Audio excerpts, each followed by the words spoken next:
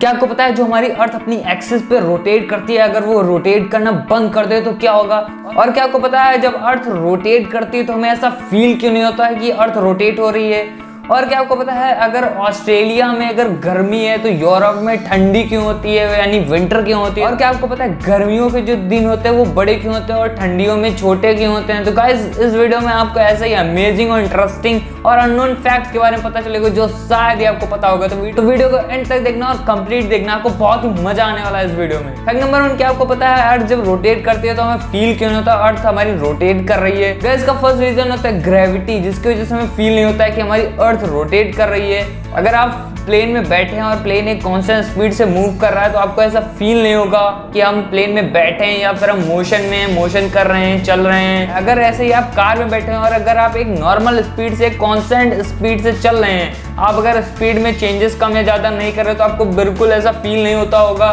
कि हमारी जो कार है वो मूव कर रही है, चल रही है। तो गाइज ऐसा ही सेम फिनोमेना अर्थ के साथ भी होता है। अर्थ एक कांस्टेंट स्पीड से मूव करती रहती है जिसकी वजह से हमें फील नहीं होता कि अर्थ हमारी रोटेट कर रही है। फैक्ट नंबर 2, क्या आपको पता है हमारी जो अर्थ है वो रोटेट करती है, अगर वो अपनी एक्सिस पे रोटेट करना बंद कर दे, वो रोटेट करना ही बंद कर दे तो क्या होगा और क्या हो सकता है? गाइज उस टाइम बिल्डिंग जो होंगी वो सारी टूट फूट जाएंगी, सारी बिल्डिंग चकनाचूर हो जाएंगी, जो सारे माउंटेन्स हो गए सारे चकनाचूर हो जाएंगे और जो सारे ओशियंस का पानी वगैरह होगा वो आपके बेडरूम तक घुस जाएगा।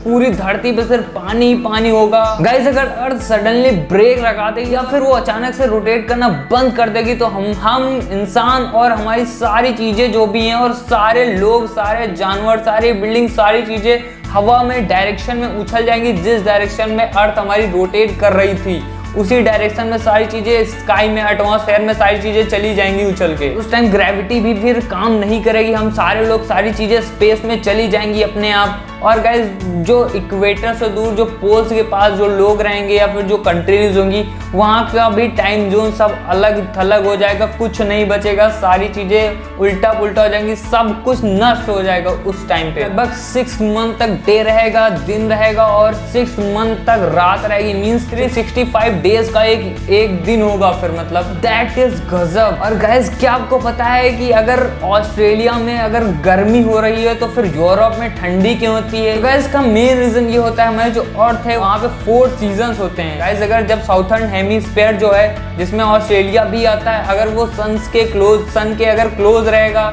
और जो नॉर्थन हेमिस्फीयर है वो अगर सन के दूर रहेगा तो जो साउथ वाला हेमिस्फीयर होगा उसमें गर्मी रहेगी, उसमें ज़्यादा दिन तक डेज रहेंगे, मतलब उसमें ब्राइट लाइट पड़ेगी, उसमें सन की ज़्यादा लाइट पड़ेगी जिसकी वजह से वहाँ पे गर्मी रहेगी।